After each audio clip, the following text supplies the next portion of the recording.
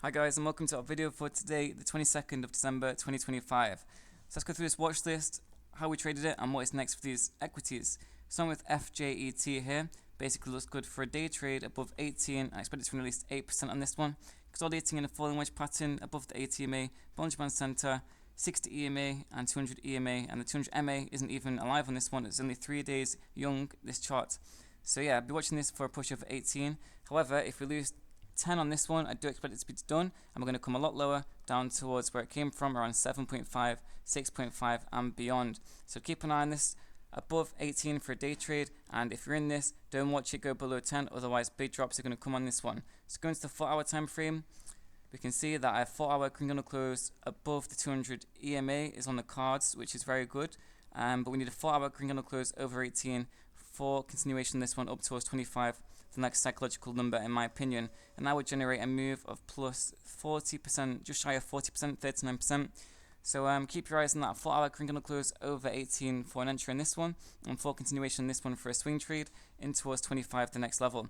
It looks good, this 4 hour bullish engulfing candle also. And then going to the daily time frame, again it looks good for continuation for this week, to be honest. We just need to get over 18 as it is a massive sell area. We've got a previous high of day here at 17.72, resistance here at 18, essentially just a massive supply area, massive area where people are selling, letting off their shares, and then we need to eradicate that, and buyers need to win by having a 4 hour candle close over 18 for continuation. And again, I expect a move of plus 39% in towards 25 if we get a daily close over 18, so keep your eyes peeled on that one. And again, the 5 minute time frame, if we lose 10, you don't want to be in that, as it's going to produce a big move down. That's FJET. Now coming on to HXHX, we're going to go to the 5 minute time frame, and we need a push over 1.1 for an entry in this, and we expect it to run at least 8% again. Basically, it's in a formation here, a bullish one. You've got a W pattern, which generally represents strength in this position.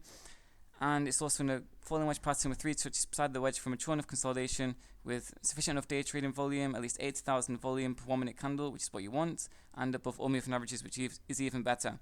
And a push beyond 1.1 should see it move at least plus 8% in my opinion. However, if we lose 0.7 on this, we're not only going to lose the 60 EMA, we're going to lose the key 1 day support level, probably dropping towards 0.6 and 0.5 and even lower and lower. So if you're in this, don't watch it go beneath 0.7, that's when you need to cut your losses. And again, a push over 1.1 for a day trade looks good for a move of plus 8%. So getting rid of the formation of the falling wedge here and going to the 4 hour time frame, we can identify where a potential swing trade can arise from here. So we've got a battle going on between the 200 EMA and 200 MA around here, around 0.95 to $1.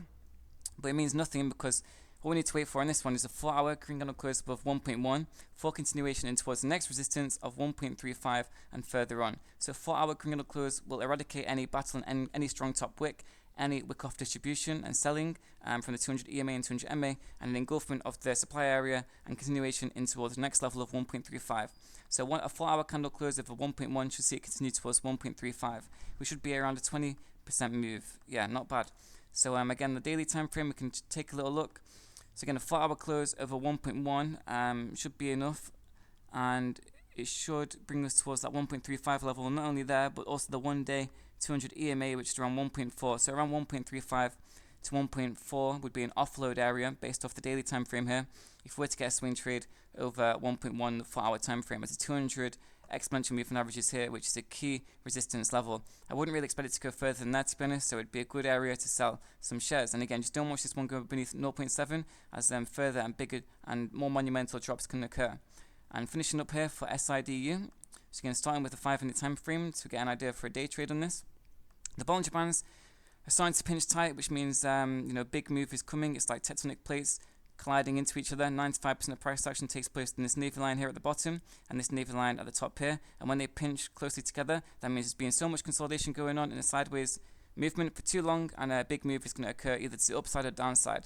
And how to avoid one to the downside is just trade this once it breaks over 2.65. The key resistance over here. It's in a symmetrical triangle here, a sufficient one with 3 touches beside the triangle for mature enough consolidation. And if we do get above 2.65, you'd expect it to run at least 5% on here for more of a scalp for a day trade on SIDU. However, if we lose the 60 EMA here, I'm also going to call it a $2 flat level. If we lose $2 on this on the 5 minute time frame, I do think we're done on this, and bigger drops to 1.7 and a 200 EMA and 200 MA around 1.4 to 1.3. So massive drops really if we lose 2. So you don't want to lose 2 on this. So your stop loss can go in around the 2 level, maybe 1.95 or something like that, just to be safe. And then going to the 4-hour time frame, going to get rid of this purple line here and my markings from the 5-minute time frame.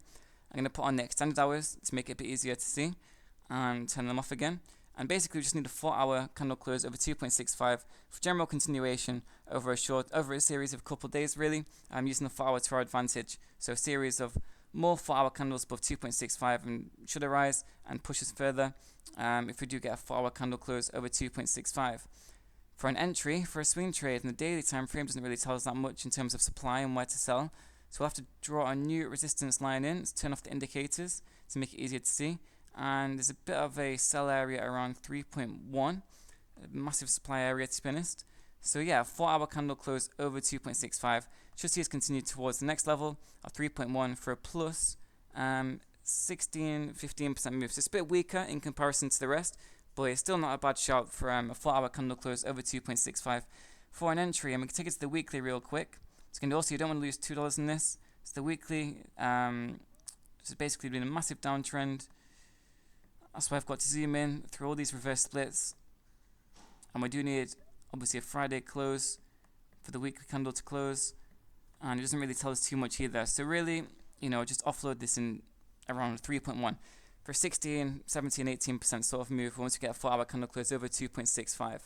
So yeah, that is the watch list for today. That's how I trade it, with FJET being the best. Watching this over 18. Again, it's a young chart, so plenty move for an upside on this one. And yeah, thanks for watching guys, and check us out, link in the video description and the Twitter bio. So thanks, and catch you all later.